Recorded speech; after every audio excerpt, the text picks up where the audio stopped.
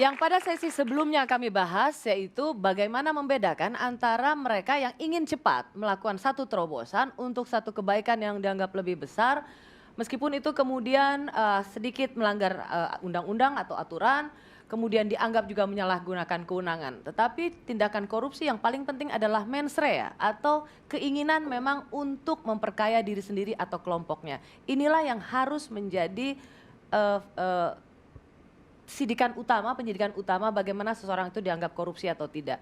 Bung Bas, bagaimana kemudian kalau kita ingin cepat, banyak sekali leader kita membutuhkan orang-orang yang transformer, yang punya visi untuk memperbaiki Indonesia ini terutama ekonomi seperti ini. Tetapi kalau kita berkutat pada tidak menjalankan undang-undang atau melakukan terobosan, tetapi kemudian punya resiko dipidana dan masuk dalam undang-undang korupsi, gimana tuh?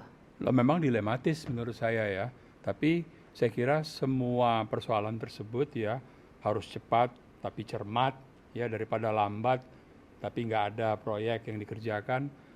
Kepemimpinan presiden yang dibutuhkan.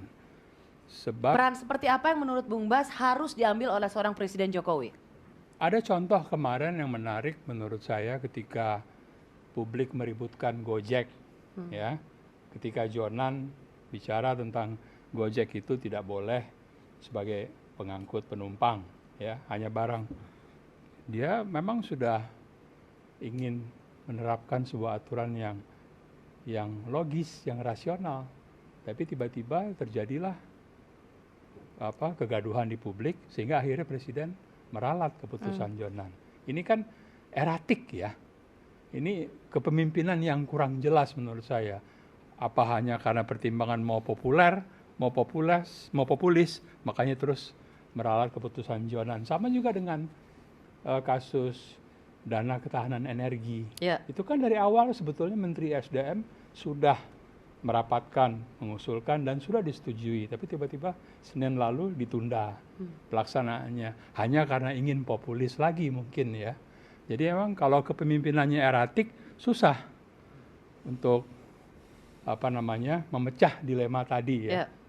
Artinya sebenarnya hanya wacana saja ketika kita ingin tumbuh cepat, kerja, lalu kemudian jangan kriminalisasi kebijakan tapi tidak ada tindakan konkret, maka itu sebenarnya Dan hanya itu sangat terbukti pada kasus Argelino. Sekarang suka atau tidak dia sudah tersangka.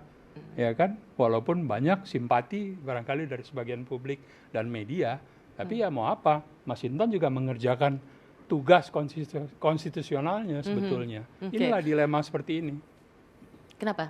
Jadi begini, kalau tadi apa yang disampaikan bahwa menurut informasi daripada Barreskrim yang dimana katakan ada daripada hasil temuan BPK itu ada sekian puluh, 60 berapa, 3 triliun atau berapa tadi katanya kerugian itu sama sekali tidak benar. Barreskrim menemukan ada indikasi kerugian negara dan kasus. Iya, itu sama sekali tidak benar. Ya. Barreskrim. Karena hasil daripada Anda ingin mengatakan Barreskrim berbohong? Iya. Bukan, sama sekali dia itu salah menafsirkan. Karena saya mempunyai hasil audit daripada BPK yang terhadap 20 proyek dari antara 2010 sampai 2014 yang sama sekali tidak ada satupun proyek yang dinyatakan menghasilkan suatu kerugian negara.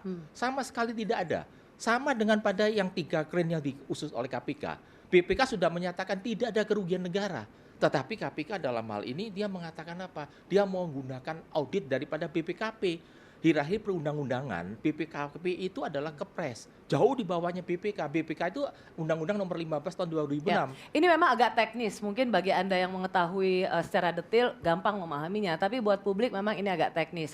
Kasus yang ditangani oleh KPK pembelian derek bongkar muat terminal itu, 3 itu dianggap melanggar aturan karena tadinya tendernya itu untuk single shift, tapi kemudian double shift karena menurut Argelino itu lebih mahal sedikit, tapi manfaatnya jauh lebih banyak. Oh, betul. Tetapi Jauh lebih buat tinggi.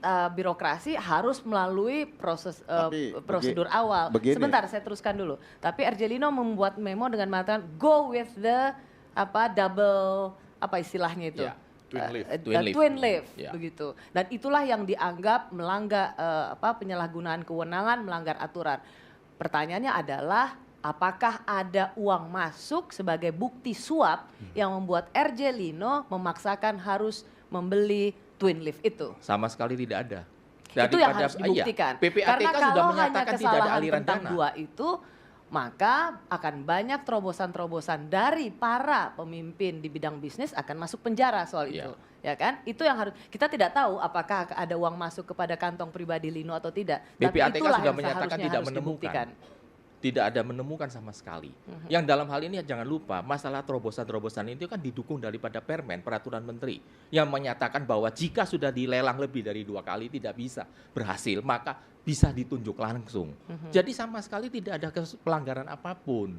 Yang masalahnya sekarang Bahwa banyak memang ada Permen, Peraturan Menteri. Tapi memang ada maladministrasi, iya. Ada kelalaian administrasi enggak, yang sama seharusnya sekali itu adalah tender ulang soal Twin Lift itu dia iya. sudah 10 kali tender loh itu, bukan hanya 2 kali, 10 kali tender. Tidak pernah bisa berhasil tahun 2006. Berhasilnya itu tahun 2010. Oke. Sama kenapa sekali Bung tidak Mario? ada. Kalau presiden jelas menyatakan hal-hal kebijakan itu tidak boleh dipidana. Itu ini presiden. Yang sifatnya diskresi apa segala macam silakan. Gitu ya. Sepanjang tidak ada niatan jahat memperkaya diri apa segala macam. Nah kalau yang di Pelindo ini, umpama ini bukan kebijakannya, memang dibeli tidak sesuai dengan perencanaan Speknya. awal, ya, terus kemudian mangkrak, tidak bisa berfungsi. Begitupun dengan 10 unit mobil kontainer kren itu. Jadi Kalau dia 10.000 unit ini bukan keren itu persoalan Pak, 100% itu saya punya rekaman video. Waktu Jadi- barusan dicek itu 100% melebihi daripada kapasitas. Dia bisa kapasitas 120%. Jadi Sehingga yang tidak menimbulkan 25 ton antrian. jadi 38 ton. Dan kita buktikan. Saya ada berita acara, kita yang tanda tanganin berita acara sama penyidik. Bahwa 10 kren itu semuanya memenuhi syarat. Mereka mengkritik yang tidak memenuhi syarat apa. Lucu kan? Oh ada 2 unit AC-nya tidak dingin. Terus catnya ada yang baret, bannya ada yang baret. Terus kemudian ada baut satu patah. Saya rasa Barang polisi itu kalau nggak dipakai sekonyol kenapa nggak itulah. bisa? Ini Jadi kan- dalam hal ini kan kita melihat itu adalah fakta hukum. Fakta hukum 10 kren katanya mangkrak, bohong. 100% kita buktikan sampai untuk yang 60 ton kita angkat sampai 78 ton. Kita paksakan 120% dengan swing 360 derajat. Kita lakukan 2 kali, 2 sampai jam Itu 10 malam. beda Kita ya. punya berita acaranya. Saya rasa begini, kalau yang disampaikan lawyer ya biasa begitu, pasti kliennya Kita punya dibela. fakta, Pak. Jadi kita Tapi ini tidak fakta-fakta bicarakan hanya hukum. cerita. Nah jadi begitupun dengan perpanjangan kontrak JICT itu, kita udah lihat lah. Saya selalu berkeyakinan tuh sejak awal, 10 yang disampaikan, 15 itu bohong kok, dan Iya. terbukti semua.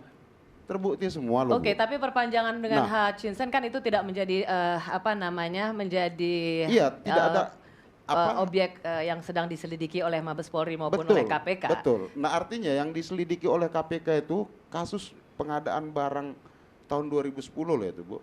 Ya, kemudian Oke, dilaporkan sebenarnya ke masyarakat. meskipun kasus ini pelik juga bagi masyarakat awam karena sangat technical, complicated, tapi sebenarnya kemudahannya adalah bicara data.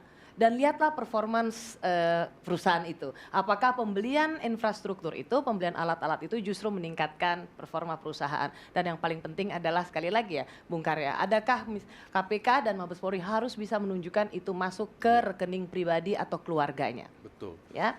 setuju. Jadi salah satu pertanyaan saya juga sebetulnya begini, ini kok yang dipersoalin Pelindo gitu kan? Kok nggak dipersoalin PT POS misalnya?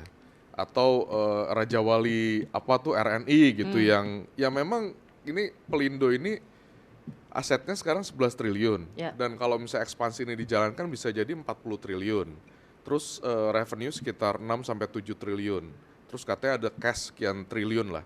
19 triliun. 19 triliun. Jadi maksud saya sekali lagi ya, saya mohon ini tolong betul-betul diwaspadai, ya kan. Mari kita cermati sama-sama. Jangan sampai sebetulnya ini di balik ini semua ada misalnya upaya perebutan sumber-sumber daya yang sebetulnya ditujukan buat praktek-praktek korupsi itu sendiri, begitu. Nah ini yang tentu kan kita tidak ingin. Jangan sampai kok terjadi korupsinisasi yang sebetulnya tujuannya adalah perebutan sumber kekuasaan yang bermuara pada kepentingan-kepentingan politik tertentu yang ya jauh sekali dari semangat pemberantasan korupsi itu sendiri. Nah mudah-mudahan saya kira Bang Masinton dan teman-temannya jauh lah dari niatan itu semua. Oke, terakhir silakan Bung Bas. Ya saya menutup kira ini. apa yang terjadi pada Lino hari-hari ini bisa terjadi kapan saja Dan ke pada depannya. siapapun. Karena sekarang ini kan proyek infrastruktur ya, mulai dari jalan di Papua, jalan kereta api di Kalimantan, di Sulawesi juga ada kereta api, Trans Sumatera, itu ada ya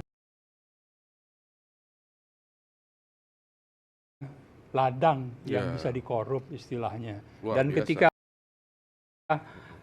kemungkinan itu terjadi, diambil kesempatan itu, lalu dipolitisasi. Benar kata Karania tadi, ini pertempuran di dalam pemerintah itu sendiri memang yang apa namanya memperjuangkan aset ya. Ya, Sangat. oke. Mudah-mudahan sebenarnya kita semua di panggung ini semuanya sepakat sebenarnya yang namanya kita komit dengan pemberantasan korupsi. Kita sepakat itu dan tidak ada satupun yang ingin mencampuri lembaga-lembaga penegakan hukum untuk memberantas korupsi. Hanya memang yang harus kita pastikan adalah jangan membiarkan orang-orang yang ingin melakukan terobosan memang melakukan maladministrasi karena ingin cepat tapi kemudian langsung masuk penjara karena dianggap korupsi. Tugas utama lembaga penegak hukum adalah memastikan betul adakah niat jahat yang kemudian berujung pada memperkaya diri sendiri dan keluarganya. Terima kasih, sampai jumpa. Terima kasih sekali lagi untuk para narasumber saya. Boleh kita tepuk tangan untuk mereka yang berada di Mencari Pemimpin. Kita kembali lagi menjumpai Anda minggu depan. Selamat malam dan sampai jumpa.